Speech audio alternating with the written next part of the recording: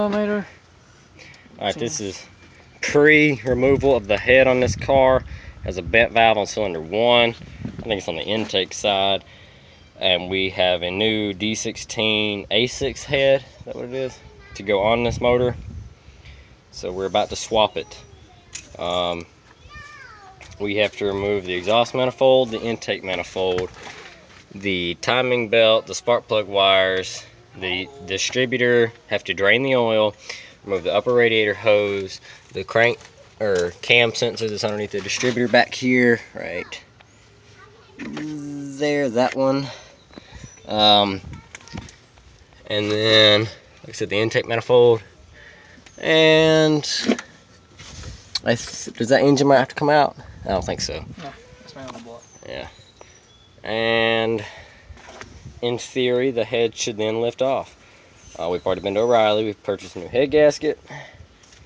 And he's going to go ahead and soak those bolts down so that they'll be easier to get off.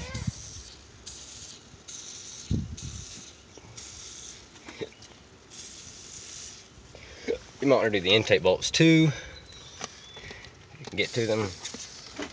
But it's simple. Intake manifold, exhaust manifold, distributor, timing belt, upper radiator hose, spark plug wires, valve cover. When the valve cover's off, you can get to the head studs, and we will go from there. Alright. So we got the old head off. There's some bent valve in there somewhere. And here's the new used head that's going on the car. So David here has the wire brush and is cleaning off the old residue from the head gasket, and then we'll clean the head.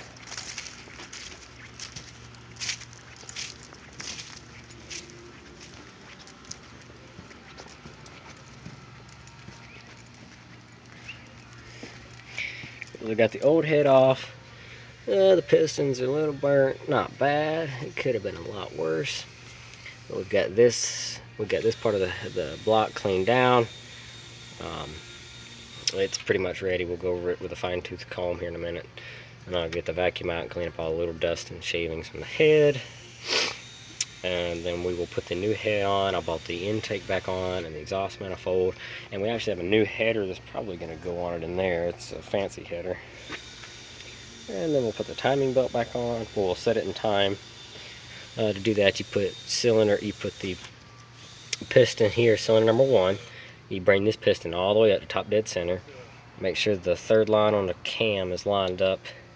There's 3 lines on the crank, and you have to line it up straight up with the bolt on the idler pulley right there. The third bolt even with the center of the bolt. There's the third line even with the center of the bolt. And then on the cam itself, there's arrows on the cam, and you point the cam directly up. And I'll show you how to do that here when we go to put the new head on it. Oh, my allergies. But yeah, so shortly here we'll get that head finished cleaning, put the new gasket on it, slap that head on here after it's all cleaned up, line everything up, and I'll show you what to do from there. But so far it's just a simple remove the timing belt, intake manifold bolts, heater core hoses, upper radiator hose, distributor and the wire to the distributor, spark plugs, exhaust manifold, and then you wiggle and pry until the head comes off. And head studs, which we have all of those here in this very dirty old valve cover gasket, or valve cover. And we had to get a new valve cover gasket too, so.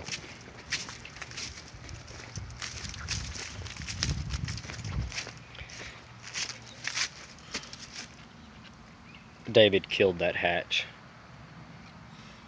That one never got a chance to live. It wasn't a liver. It was all the computer's fault.